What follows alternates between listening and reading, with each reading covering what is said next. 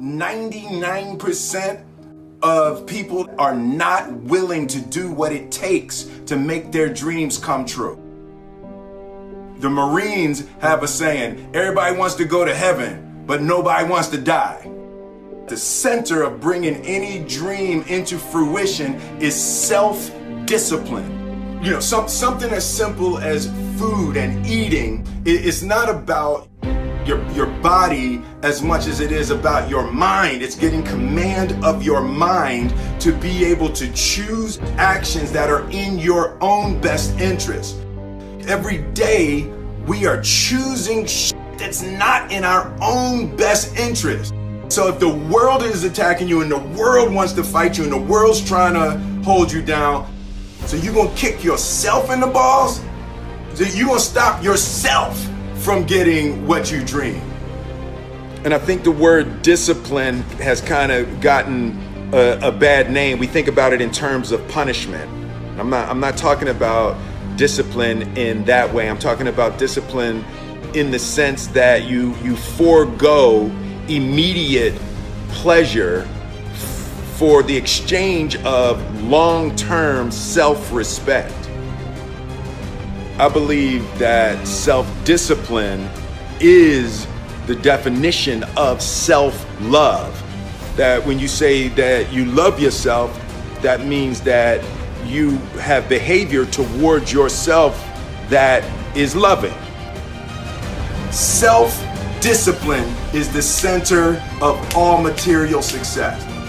You cannot win the war against the world if you can't win the war against your own mind.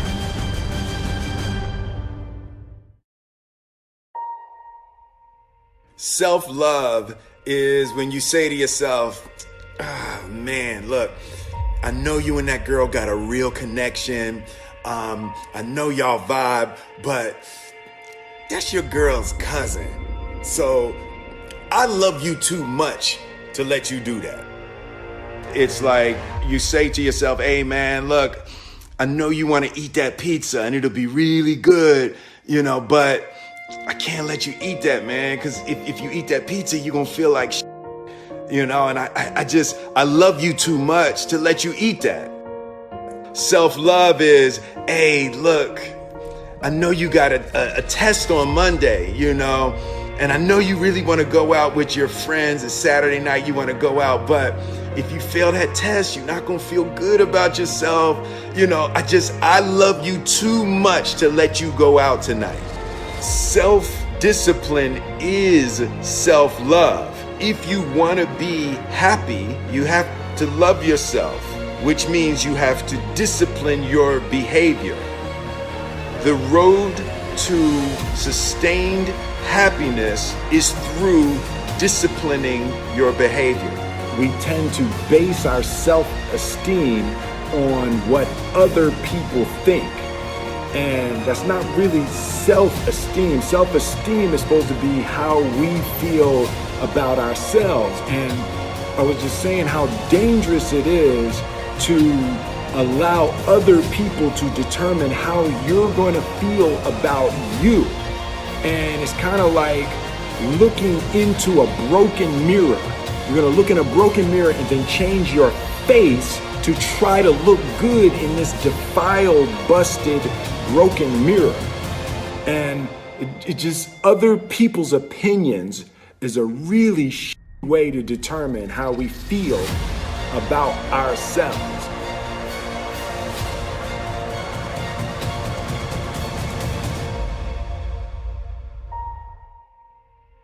It don't matter whose fault it is that something is broken if it's your responsibility to fix it. For example, it's not somebody's fault if their father was an abusive alcoholic, but it's for damn sure their responsibility to figure out how they're going to deal with those traumas and try to make a life out of it. It's not your fault if your partner cheated and ruined your marriage, but it is for damn sure your responsibility to figure out how to take that pain and how to overcome that and build a happy life for yourself. Fault and responsibility do not go together. It sucks, but they don't. When something is somebody's fault, We want them to suffer. We want them punished. We want them to pay. We want it to be their responsibility to fix it. But that's not how it works, especially when it's your heart.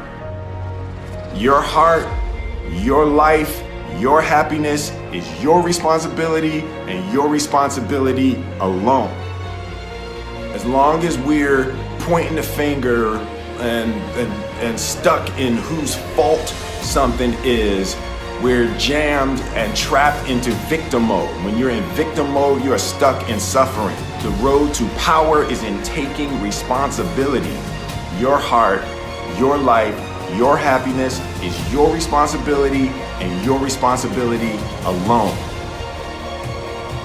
You can make a person smile, you can make a person feel good, you can make a person laugh, but whether or not a person is happy is deeply and totally and utterly out of your control. The prerequisite for spending time with any person is that they nourish and inspire you. They feed your flame. Look at your last 5 text messages. Are those people feeding your flames or dousing your fire? Put your phone down for just a second and look around. Look to the people around you.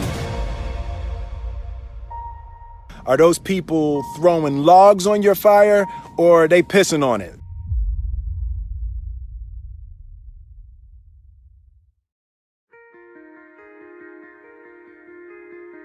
I want my life, I want my work, my family, I want it to mean something. And it's like, if you are not making someone else's life better, then you're wasting your time. The separation of talent and skill is one of the greatest misunderstood concepts for people who are trying to excel, who have dreams that want to do things. Talent you have naturally. Skill is only developed by hours and hours and hours of beating on your craft. You don't try to build a wall. You don't set out to build a wall. You don't say, I'm going to build the biggest, baddest, greatest wall that's ever been built. You don't start there. You say, I'm going to lay this brick as perfectly as a brick can be laid. There will not be one brick on the face of the earth that's going to be laid better than this brick that I'm going to lay in this next 10 minutes. And you do that every single day. And soon you have a wall. And soon you have a wall. And I think psychologically, the advantage that gives me over a lot of people that I have been in competition with in different situations is it's difficult to take the first step when you look how big the task is.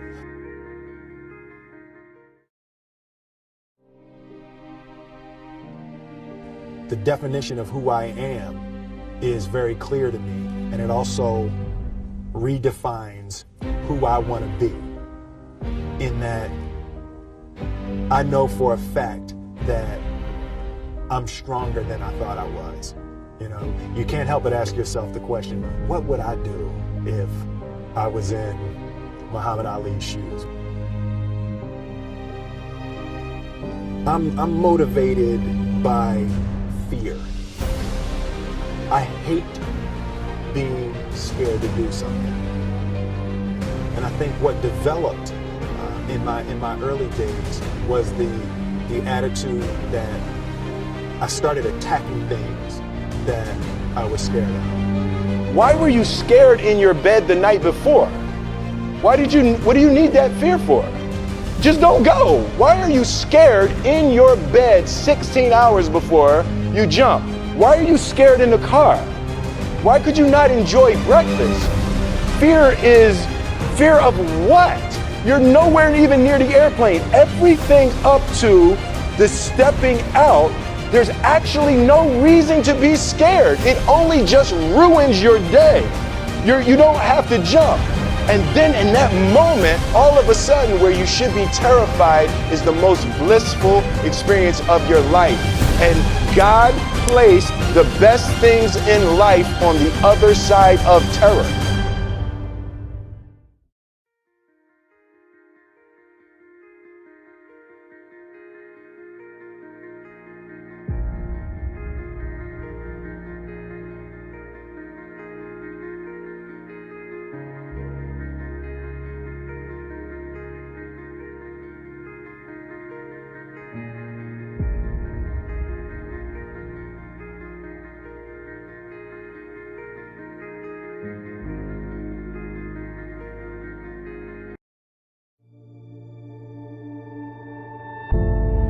Don't really want to get up and get out of bed? Yeah, I get up and get out of bed. I don't really want to work out? I work out. I really don't want to hammer on a project? I hammer on the project. Now, as an overall rule, I do not like procrastination. You need to get things done.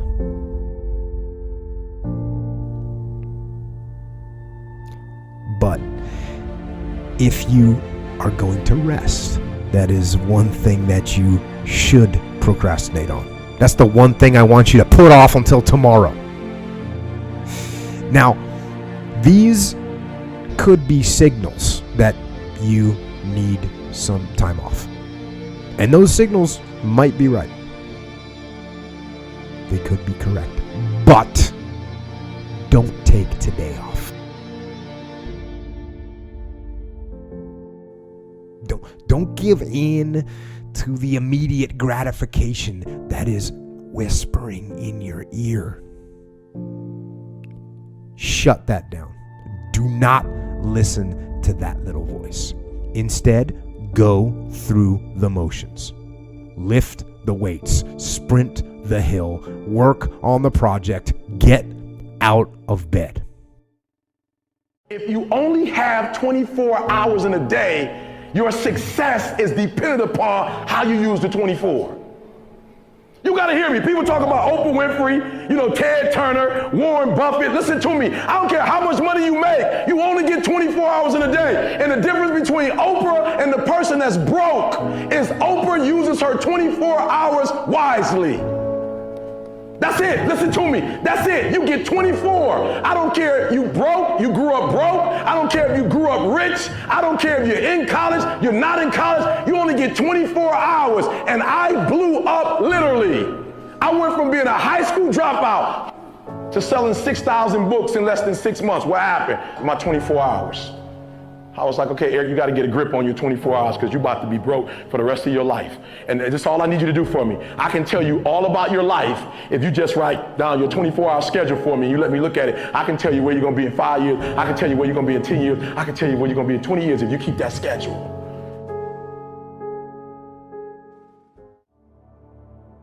I had a teacher in 8th grade. 8th grade tell me I wasn't going to make it in high school. 8th grade, I had a teacher telling me that foolishness. And what did I do? I proved them right. I went to high school wilding out.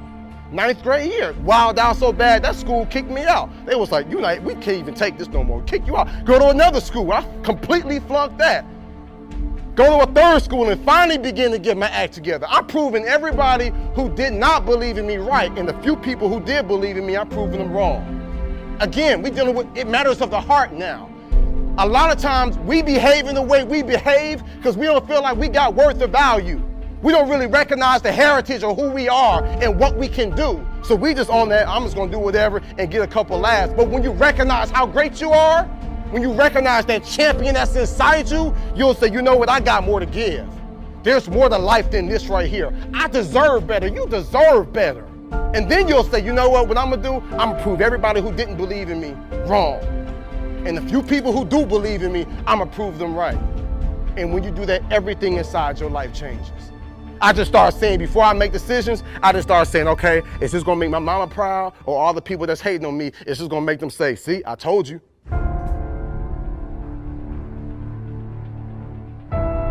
I'm in India speaking. I found out the culture in India, there in Bangalore where I was, has the highest suicide rate. Because if these kids do not do well in high school, they know they won't go to college, and they know for the rest of their lives they'll end up in poverty. And they said, I'd rather die than be in poverty. That's what you call desperation. But you gonna settle for whatever the world gives you? You gonna settle for living how your mom and dad live now? I'm telling y'all, my young friends, you ain't gotta settle for that. मैं सोचती थी अब मैं कुछ नहीं, अब मैं पढ़ के कुछ बन के दिखाऊंगी, सबको दिखा दूंगी मैं कुछ बन सकती हूँ। बस Most people think that the people that are at a very high level in society are cut from a different cloth. They think that they're literally a different breed than them, and that they can't get those things. So that's kind of interesting, right? And it's always kind of a shocker to have the myth of that person burst. But see, here's the thing. Although we're not cut from a different cloth, the fact that I mastered consistency is the difference. And most people will never do that. No one wants you to succeed, right? Only your mom. And even your mom doesn't want you to succeed because she's afraid you're not going to call her back. Your brain doesn't want you to be a big success. Your brain just wants to keep you alive. All your brain wants you to do is just pump out 1 or 2 kids so the DNA can continue on. That's it. Your brain will trick you. You are your own worst enemy.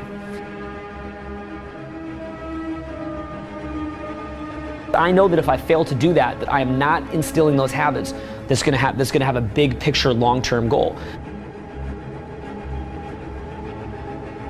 Dudes, talent is overrated, homie. There's no price too great for me. There's nothing too great. I would die for my dreams. You know what I'm saying? I'm willing to risk it. There's nothing too great. There's no amount that I'm not willing to go.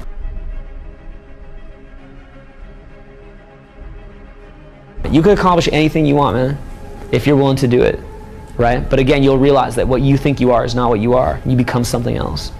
You literally become something else. If you want to be someone who's tireless, you cannot be tired down. You'll become something else. So you don't have those limitations a normal human being has. You don't have that because you become something else. You become something that embodies certain things that you're trying to move forward. You'll go to any length.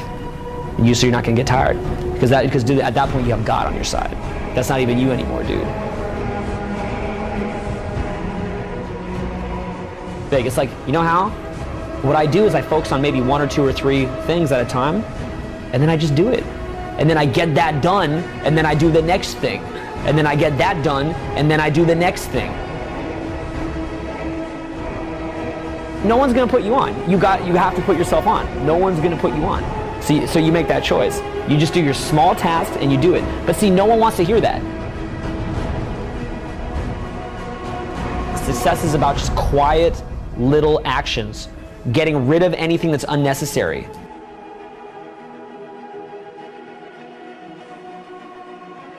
Success is like a quiet daily set of tasks. Real small. Real small. It's very quiet. It's a very quiet process where you're just drawing your state from within yourself, doing these like simple little tasks, but finding love in those simple little tasks. It's not this big rah-rah speech where you do this one thing and something big happens. I'm tired. I don't want to do it. And I got a million reasons not to do it. But what I do is I make the choice that I say, if I can't make myself go do this, how am I going to live my dreams? I have found that if I miss one day, I'll miss every day.